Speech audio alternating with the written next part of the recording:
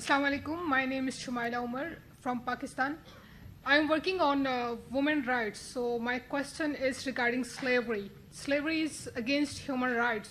So what's the concept of slavery in Islam, especially female slaves and keeping relation with them with nikah or without nikah? This is quite some verses I read. It's quite confusing for me. Sister asked the question that she is doing research on women rights and she's saying that as far as slavery is concerned, what is the view of Islam? And can Muslim have slave, etc., etc. As far as you read the Quran, there are several verses of the Quran which talk about freeing of slaves. Talks about freeing of slaves. As you realize, Quran is a book which is to be followed till the last day. If you analyze the rules and regulations of the Quran was revealed at a time where slavery was very common. Quran is the only religious book on the face of the earth which gives the rules and regulation of how to treat a slave. You can't overburden a slave. There are rules and regulations kept. Today, if you see the UN Charter, and if you want to put it right, like in slavery in Islam can only take place if there is a war. And if in the war, there can be slaves. Today, internationally slavery is abolished.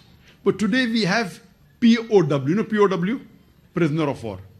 Prisoner of war. Now if you analyze the UN Charter, which is supposed to be the most humane, if you know what's happening in Guantanamo Bay, it's totally against Islam. Yet they're doing it, the Americans.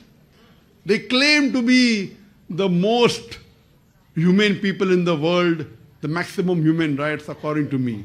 The most unjust people in the world. And maximum violation of human rights in any country, it is done by the American government.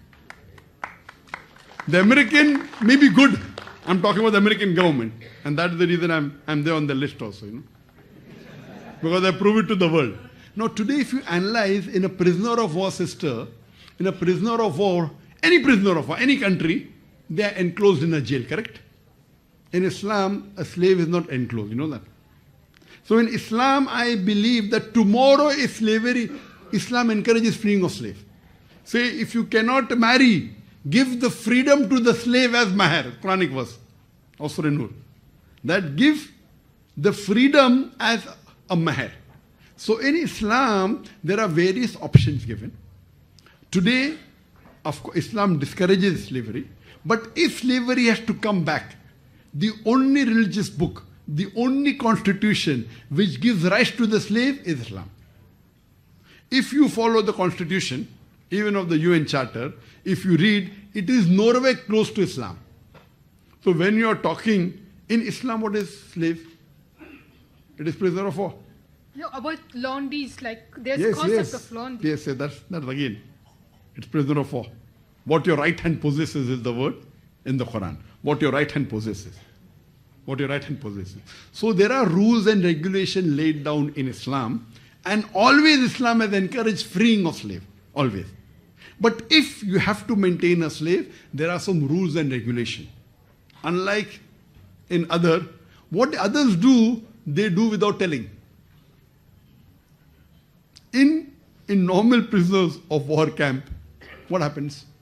There's homosexuality, gays, lesbians, adultery, common. It is not in the rule book, but it is common. In Islam, Allah says in Surah Nisa chapter 4 verse number 3, marry women of a choice in 2s, 3s or 4s. If you can't do justice, marry only one. According to American statistics, an average American before he marries, he has 8 sexual partners. How many? 8. Average. Some may have 1, some may have 2, some may have 100. 8. After he marries, how many has is not mentioned in the statistics? 8. In Islam, having sex besides your wife, it is prohibited. Yes, when there is slavery, that was permitted. Today it's abolished. When there is. What you have to realize, it doesn't go down the throat. Islam doesn't say marry more than one wife is compulsory. According to me, it is mubah. But if you marry, you have to be just between your wife. And today in the world, there are more women than male. In USA alone, there are 4.8 million females more than male. If every man marries a woman, yet there will be 4.8 million females more than male. So what will happen? For these 4.8 million female, they either marry a man who already has a wife or become public property. Oh, public property is such a harsh word. It is the most sophisticated word I can use, sister. So Islam has the solution to the problems of humankind and the problems of womankind. Islam only has the solution. There, what they do, they are selling their daughters, they are selling their mothers, they are talking about women's liberalization. Whenever you see an ad, invariably you see a woman. Now I am asking you a question, more men drive cars or women drive cars? Men drive car. But in the ad of a car, you'll invariably find a woman.